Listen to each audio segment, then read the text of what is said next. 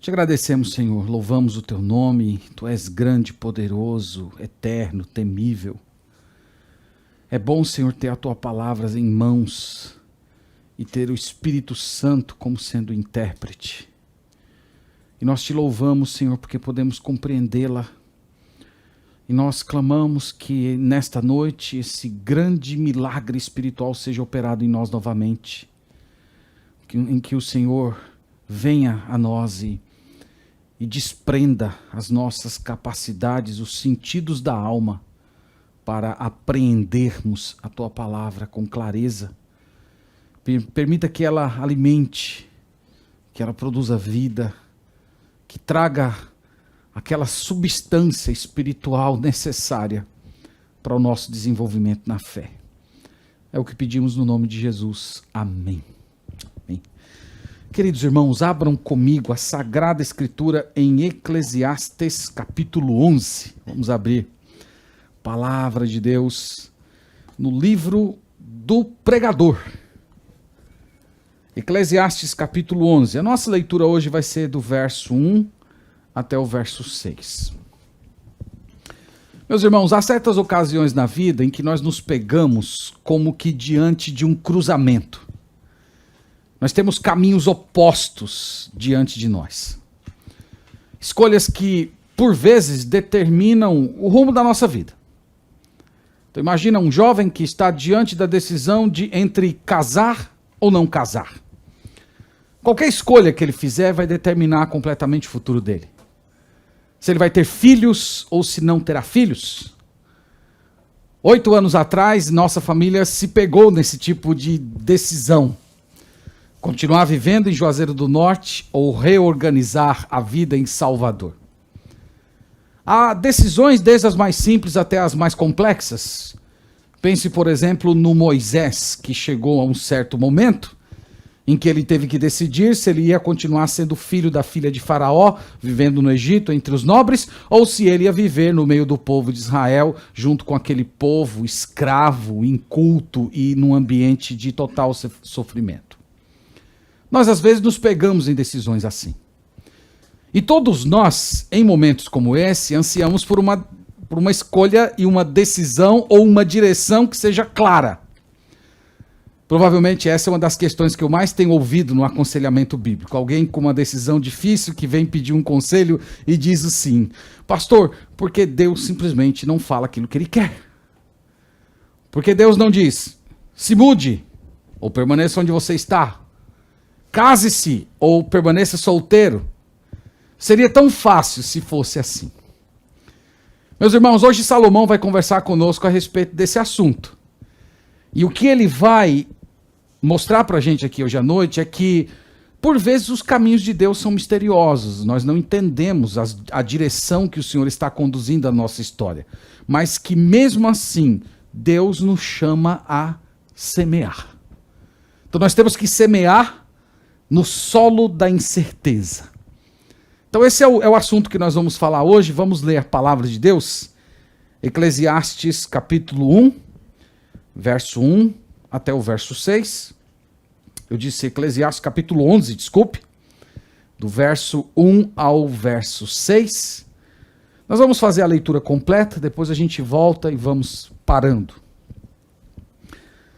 Lança o teu pão sobre as águas, porque depois de muitos dias o acharás. Reparte com 7 e ainda 8, e ainda com 8, porque não sabes que mal sobrevirá à terra. Estando as nuvens cheias, derramam aguaceiros sobre a terra. Caindo a árvore para o sul ou para o norte, no lugar em que cair, aí ficará. Quem somente observa o vento nunca semeará, e o que olha para as nuvens nunca cegará. Assim como tu não sabes qual o caminho do vento, nem como se formam os ossos no ventre da mulher grávida, assim também não sabes as obras de Deus, que faz todas as coisas. Semeia pela manhã a tua semente, e à tarde não repouses a mão, porque não sabes qual prosperará, se esta, se aquela, ou se ambas igualmente serão boas. Amém. Louvado seja Deus por sua palavra. O tema da nossa meditação é semeie no solo do misterioso plano de Deus. Então nós vamos ver esse convite que Salomão nos faz para semear, apesar das muitas incertezas da vida. Meus irmãos, eu dividi esses 6 versículos em pares de 2. Eu acho que pares de 2 são bem apropriados para a gente entender aqui o desenvolvimento daquilo que Salomão está falando. Antes de qualquer coisa, Salomão chama o seu leitor a ter uma ousadia. Uma ousadia no semear, uma ousadia no seu investimento, uma ousadia no seu plantar. É o que ele diz no verso 1. Lança o teu pão sobre as águas, porque depois de muitos dias o acharás. A figura aqui, meus irmãos, é a figura de um comércio marítimo. Você já deve ter lido lá em 1 Reis, capítulo 10, verso 22, que o Salomão foi o primeiro rei de Israel a desenvolver um tipo de um comércio marítimo internacional. O texto lá diz que ele mandava vários navios, e esses navios demoravam 3 anos longe lá do seu porto, e depois de 3 anos voltava com ouro, prata, bugios e pavões. Eu não sei o que Salomão queria fazer com bugios e pavões, talvez fazer um zoológico, não sei. Mas ele fazia esse tipo de coisa, ele fazia esse tipo de investimento. E ele está usando isso aqui como uma metáfora da nossa vida. Lance o teu pão. Lance os grãos que você produziu na sua terra, lance esses grãos nos navios, para que eles partam, vão pelas águas, chegam lá no exterior, eles vão ser negociados, e futuramente esse pão volta na forma de lucro, na forma de dividendos.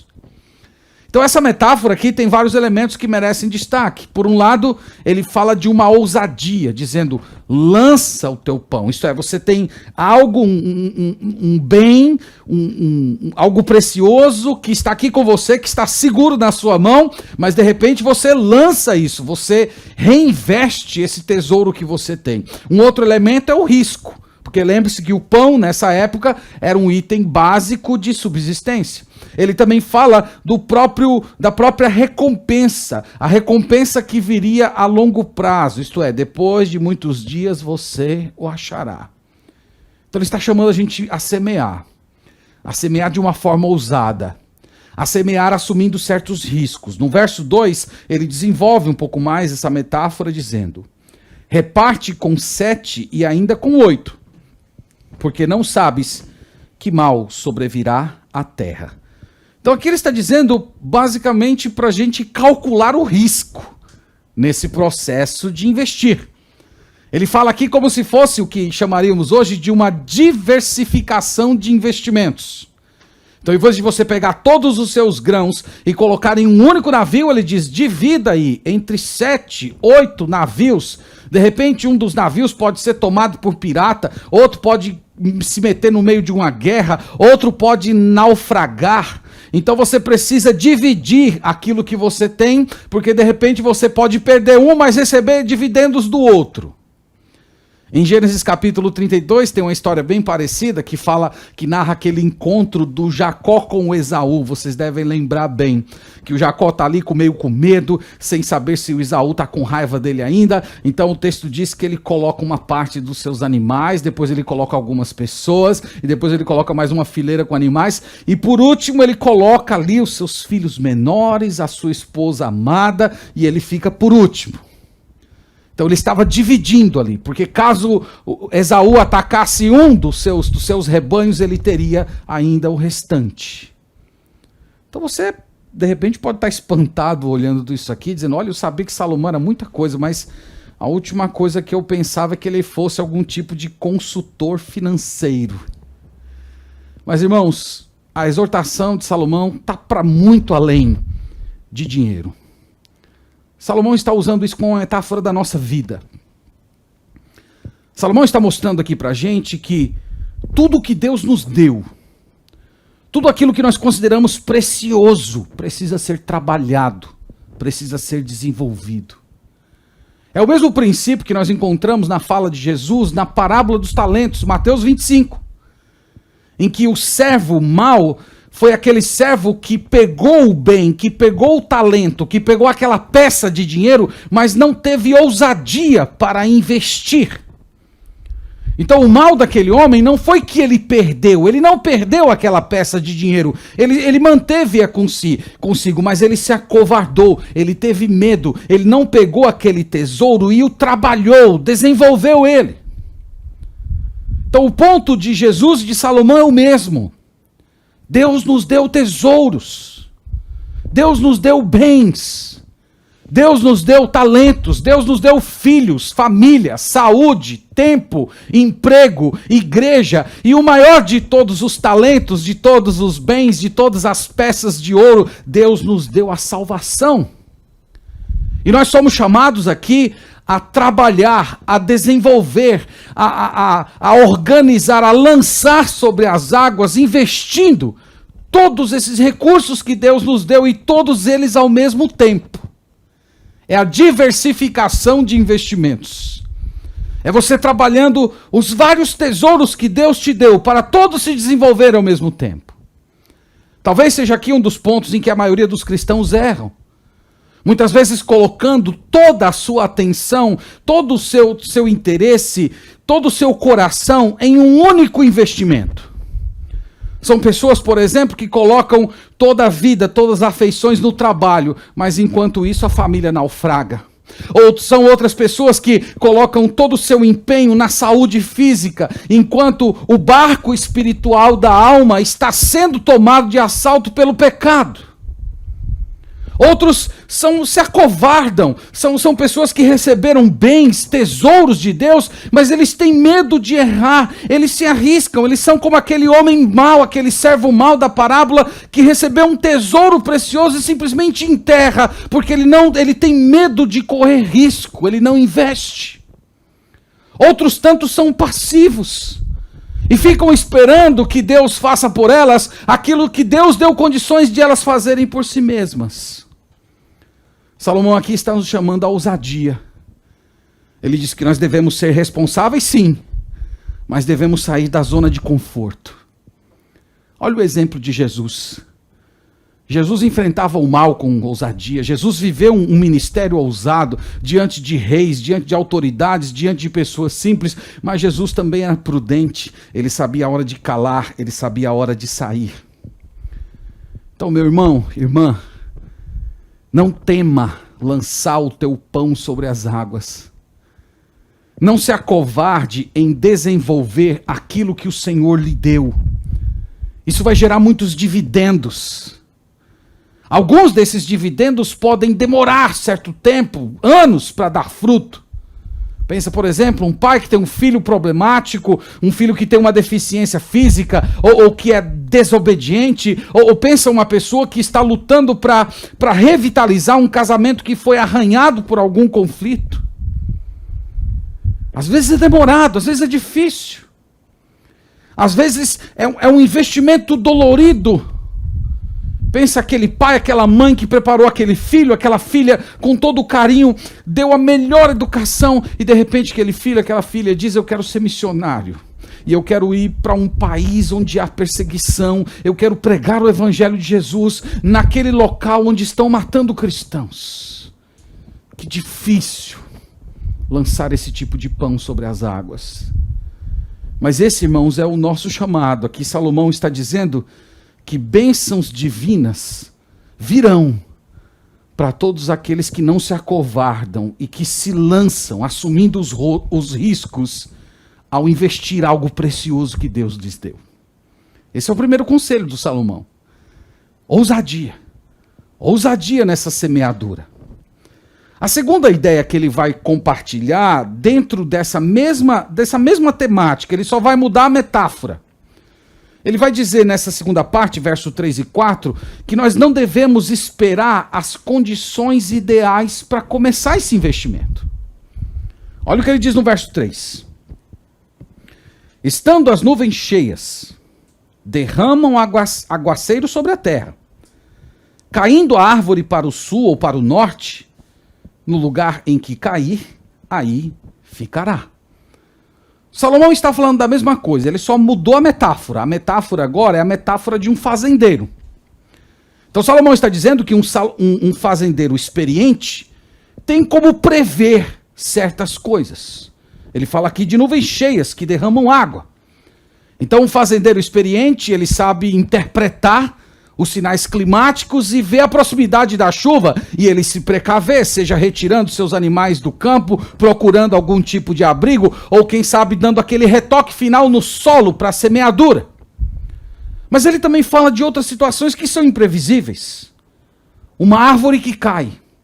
Aqui você imagina uma árvore grande que caiu e que tomou uma parte da fazenda, e aquele homem, nós estamos aqui numa época que não tinha guindaste, que não tinha trator, então quando uma árvore enorme caía, simplesmente ele não tinha como fazer, ele não tinha como mover aquela árvore, ele nem tinha como prever a queda daquela árvore, ele simplesmente tinha que se conformar com o fato de que ela estava caída ali. Isso era um acidente que ele não tinha como prever. Então Salomão está dizendo que nesse processo de plantar, nesse processo de lançar o pão sobre as águas, ou nesse processo de iniciar a nossa semeadura, nós temos riscos. Algumas coisas nós podemos prever, mas outras não. Acidentes acontecem. No versículo 4, ele estende um pouco mais a metáfora. Quem somente observa o vento, nunca semeará. E o que olha para as nuvens, nunca cegará. A figura aqui agora é de um agricultor. É aquele agricultor inseguro. É aquele agricultor que não quer assumir riscos. E ele só quer plantar quando ele tiver a certeza de que todas as condições são perfeitas e que o investimento dele vai ser certo. Então ele quer que o vento pare completamente, ele quer ter certeza de que aquela semente que vai ser plantada não vai ser retirada pelo vento, então ele só vai plantar quando o vento parar. Ele quer ter certeza de que a chuva chegou para ele começar a sua semeadura, para não correr o risco de ele perder todo aquele seu trabalho. É um homem que não quer assumir riscos. Qual é o ponto aqui, irmãos, de Salomão? Salomão está dizendo assim: se você está sempre esperando as melhores condições, você nunca vai fazer nada. Então, nunca se faz nada na vida daquelas pessoas que estão sempre aguardando as melhores condições. A exortação que está embutida nesse ensino de Salomão é essa: não espere as condições ideais. Comece a plantar. Comece a plantar enquanto o vento está batendo na sua terra. Comece a plantar mesmo que a terra ainda esteja seca. Essa insegurança, esse excesso de imprudência, meus irmãos, às vezes é uma máscara para a incredulidade. Às vezes ela esconde uma ausência de fé em Deus e acaba produzindo uma inércia. Nesse mundo caído que nós vivemos, nesse mundo de fumaça, nesse mundo de vaidade, as condições ideais raramente acontecem. É tolice você ficar aguardando. É comum ver jovens que já poderiam ter iniciado a semeadura do casamento ficar esperando condições melhores. Deixa melhorar um pouquinho mais, deixa o solo da minha conta bancária ficar um pouquinho mais regado. Outros que poderiam semear filhos, mas estão esperando ainda os melhores ventos. Uma pessoa que poderia se envolver no serviço de Deus, mas fica aguardando o melhor momento. Ou alguém que já sabe que chegou a hora de encarar um certo hábito pecaminoso de frente, mas continua adiando isso. Alguém que deixa de vir à igreja porque está estudando para passar no concurso e depois que passar no concurso retorna aos cultos. Todas essas pessoas caem nesse erro que Salomão está falando aqui no versículo 4. Elas estão esperando que o amanhã traga dias melhores. Mas nem sempre é assim. Árvores caem, acidentes acontecem, nossos sonhos nem sempre se realizam. Esse mundo é um mundo de fumaça. Esse mundo é um mundo de vaidade. A grande verdade, irmãos, e a verdade dura desses dois versículos, é que debaixo do sol não há garantias. Nós podemos trabalhar duro, nós podemos semear, mas de repente a chuva pode não chegar. Você pode trabalhar duro, se dedicar bastante, mas de repente bate um vento que leva toda a sua semente embora. Mesmo assim, Salomão está dizendo, você nunca colherá nada se você não semear. Portanto, o ensino aqui do velho mestre é, faça o que lhe cabe. Saia da inércia. Pare de ficar esperando a chuva molhar o seu terreno. Pare de ficar aguardando um sinal dos céus. Semeie, plante, lance o teu pão sobre as águas. Não fique adiando o medo, mas avance por meio da fé. Esse é o ensino dele, no verso 3 e no verso 4. E no verso 5, irmãos, e 6, ele coroa todo esse ensino, falando a respeito da necessidade da fé. A necessidade de você confiar que Deus está fazendo uma obra, mesmo nesse solo de incertezas. Olha o que ele diz no verso 5. Assim como tu não sabes qual o caminho do vento, nem como se formam os ossos no ventre da mulher grávida, assim também não sabes as obras de Deus, que faz com todas as coisas. Então ele está dizendo, você não conhece a obra de Deus. Você não conhece o percurso do vento. O vento, ele tem uma maneira de se comportar nesse espaço que nós vivemos, que é todo envolto de mistério. A própria formação do bebê no útero da mãe. Hoje nós já conhecemos muita coisa pela ciência, mas mesmo assim continua havendo mistérios. Então Salomão está chamando aqui a gente à humildade, a assumir a nossa dependência, a reconhecer que nós não conhecemos tudo, mas ao mesmo tempo ele dá uma palavra de esperança, dizendo que são as obras de Deus. Isto é, as coisas estão escuras, nós não conhecemos tudo, nós não sabemos como é que os ventos da nossa vida irão soprar, mas nós sabemos que Deus está fazendo uma obra. Eu não sei, mas eu sei que Deus está. Então talvez eu pudesse ilustrar dizendo mais ou menos assim. Imagina que você se converteu e no dia que você se converteu, Deus falou com você, dizendo mais ou menos as seguintes palavras. Olha, de hoje em diante, você é meu servo, você é meu filho, você é minha filha, eu salvei você, agora você tem que me adorar e viver para a minha glória. No entanto, eu vou logo te avisando que eu não vou explicar tudo. Que coisas estranhas vão acontecer na sua história. E que você vai se pegar em certos momentos, em alguns entroncamentos da sua vida, em que você vai olhar para o céu e dizer, e aí, Senhor, eu vou para onde? O que eu faço? Eu vou para a direita ou eu vou para a esquerda? E tudo que você receberá de resposta nesse momento é o silêncio. E a única coisa sólida que você vai ter nesse momento para se agarrar é a fé. É mesmo sem você ouvir, mesmo sem você ver, você crê, Deus está fazendo uma obra. Esse, irmãos, é o ponto de Salomão aqui.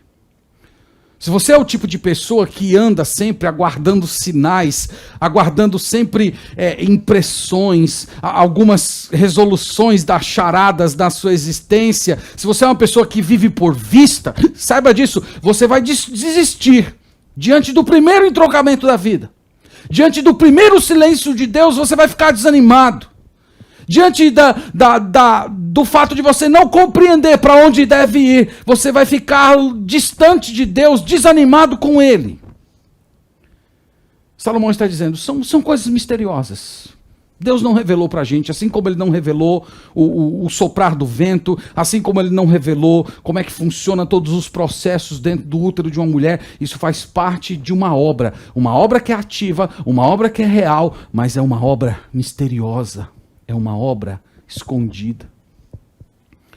Meus irmãos, você quer um caminho mais misterioso do que o caminho da cruz?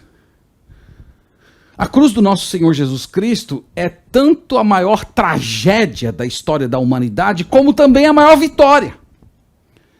Na cruz nós temos uma espécie de uma mistura intrigante entre amor e ira. Ao mesmo tempo que a escuridão da ira de Deus estava caindo sobre Jesus, ao mesmo tempo o sol do novo mundo estava brilhando naquele momento. E é por isso que nós somos chamados a semear. É por isso que nós somos chamados a continuar ativos, ousados, crendo em Deus em qualquer circunstância da vida, porque nós servimos um Deus que Ele é todo poderoso para transformar as piores experiências desse mundo em bem. Ele é todo poderoso para pegar as condições climáticas da nossa existência, as piores possíveis, as maiores secas da nossa vida, os momentos em que os ventos sopram com todas as coisas, com todas as forças, e transformar tudo isso em glória. Como Ele fez com José. Vocês intentaram bem contra mim, mas Deus transformou, ou melhor, vocês intentaram mal contra mim, mas Deus transformou o mal em bem. Então Salomão está dizendo, irmãos, nós não sabemos, nós não vemos, mas nós cremos. Deus está fazendo uma obra. Ele sabe, Ele planejou. E é por isso que no verso 6, ele traz essa exortação tão direta. Semeia pela manhã a tua semente, e à tarde não repouses a mão, porque não sabes qual prosperará, se esta, se aquela, ou se ambas igualmente serão boas. Já que você não sabe, já que você não conhece os aspectos misteriosos do plano de Deus, Salomão diz, trabalhe. Trabalhe duro, semeie de manhã, semeia de tarde. Usando a outra metáfora, lança o teu pão sobre as águas, porque depois de muitos dias você achará. Não fique aguardando as melhores condições climáticas. Simplesmente realize, faça aquilo que Deus colocou no seu coração para você fazer. Deus, irmãos, está fazendo uma obra silenciosa nesse mundo. Uma obra misteriosa, uma obra que nós não conhecemos, mas o fato é, Deus está ativo. No livro O Sorriso Escondido de Deus, o John Piper menciona a história de um poeta cristão, um grande escritor de hinos do século XVIII, um homem chamado William Cowper. Esse servo de Deus, ele sofria de uma depressão terrível, meus irmãos. E ele chegou a um ponto de desespero que ele resolveu dar cabo à própria vida.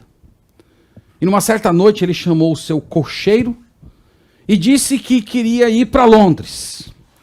E o plano dele era chegar na ponte mais alta da cidade de Londres e depois se jogar e tirar a sua própria vida. No entanto, algo misterioso aconteceu aquela noite. Aquele homem, aquele cocheiro experiente em todas as estradas da região, ele de repente não encontrou a estrada para Londres. Ele rodou, se perdeu e por fim voltou com William para sua casa, meio corado de vergonha, e disse mais ou menos as seguintes palavras: desculpe, senhor William, eu não sei o que aconteceu. Eu simplesmente não achei o caminho. E naquela noite, William, em casa, escreveu essas palavras. Eu coloquei aí para você acompanhar essas palavras junto comigo. Veja as palavras que esse poeta escreveu nessa noite. Deus se move de formas misteriosas para realizar suas maravilhas. Ele imprime suas pegadas no mar e cavalga sobre a tempestade. Fundo em minas imensuráveis de habilidade que nunca falha. Ele entesoura seus desígnios brilhantes e opera sua vontade soberana. Vós, santos medrosos, renovai a coragem. As nuvens que tanto temeis são grandes em misericórdias e enrolperão em bênçãos sobre vossas cabeças. Não julgue o Senhor com débil entendimento, mas confie nele para a sua graça. Por trás de uma providência carrancuda, ele oculta uma face sorridente. Seus propósitos amadurecerão rapidamente, desvendando-se a cada hora. O botão pode ter um gosto amargo, mas a flor será doce. A incredulidade cega certamente errará, e esquadrinha a sua obra em vão. Deus é o seu próprio intérprete e ele o tornará claro. Eu amo essa frase final. Deus é o seu próprio intérprete. Nós não temos como interpretar o Senhor, nós não temos como interpretar os seus desígnios, nós não temos como cavar fundo no seu conhecimento. É só Ele que pode se interpretar, é só Ele que pode vir se revelar para nós. A pergunta que não quer calar essa noite é: você crê nesse Deus? Você crê nesse Deus imensurável? Você crê nesse Deus que está operando no meio do silêncio do desconhecido? Você é capaz de subir na carruagem da sua vida, andar na escuridão sem enxergar um palmo à frente e ainda acreditar que Deus está guiando? Você é capaz de semear no solo da incerteza? Jesus fez isso. Jesus semeou, Jesus lançou o pão sobre as águas, ele assumiu todos os riscos, ele dependeu do Pai a respeito do que aconteceria no futuro. Ele chegou ao ponto de dizer: Pai, seja conforme a tua vontade, nas tuas mãos eu entrego o meu espírito. Jesus Cristo semeou, Jesus semeou a sua própria vida, ele entregou o seu corpo de corrupção para depois de 3 dias receber um corpo incorruptível. E viu o fruto do seu trabalho e ficou satisfeito. Você é chamado hoje a seguir o exemplo dele. Lance o pão sobre as águas. Pegue esse tesouro precioso que Deus te deu. Trabalhe. E um dia você vai se encantar com o resultado. Seja aqui nesse mundo, ou seja no mundo por vir. Eu encerro com o Salmo 126, verso 6. Um texto muito apropriado para a gente completar o nosso culto essa noite. Quem sai andando e chorando enquanto semeia, voltará com júbilo trazendo seus feixes. Esse é o plano de Deus para a sua vida. E eu oro a Deus essa noite para que você assuma a sua fraqueza, assuma a sua limitação, ao mesmo tempo se alegre nessa grandeza de Deus, no fato de que Ele está operando de forma misteriosa, desconhecida, que em todas as coisas Ele está fazendo uma obra, e você seja capaz de se entregar a Ele e fazer o seu trabalho, mesmo sem ouvir a voz dEle, mesmo sem ter sinais do céu, mesmo sem você ter uma revelação, mas você acreditar que Deus está silenciosamente guiando cada um dos seus caminhos, assim como Ele guiou naquela noite o cocheiro do William Cooper. Que Deus abençoe a sua vida e que a palavra de Deus habite ricamente o seu coração. Amém.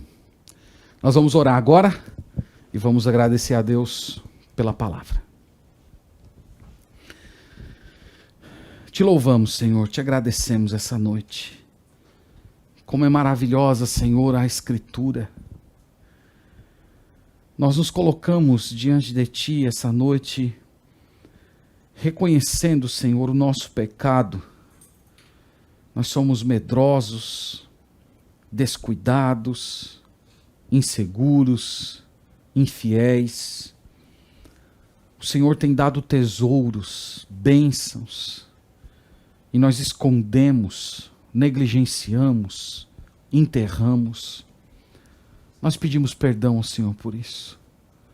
E oramos pedindo a Tua graça, pedindo por essa santa ousadia, para que nós nos lancemos a essa semeadura, lançando o nosso pão sobre as águas, acreditando que o Senhor está guiando os nossos caminhos, e que nós recolheremos sim os devidos dividendos de bênçãos que o Senhor concede. Ajude-nos, Senhor, a ter fé em Ti e a não ficar dependendo dos sinais externos, não aguardando os melhores momentos, mas confiando no fato de que o Senhor está fazendo uma obra. Nós te agradecemos, Senhor, por esse modo maravilhoso, misterioso, silencioso pelo qual o Senhor tem conduzido a nossa história. Às vezes nós não vemos, às vezes nós não sentimos a Tua presença, mas nós cremos que o Senhor está presente. Nós cremos que o Senhor está fazendo uma obra.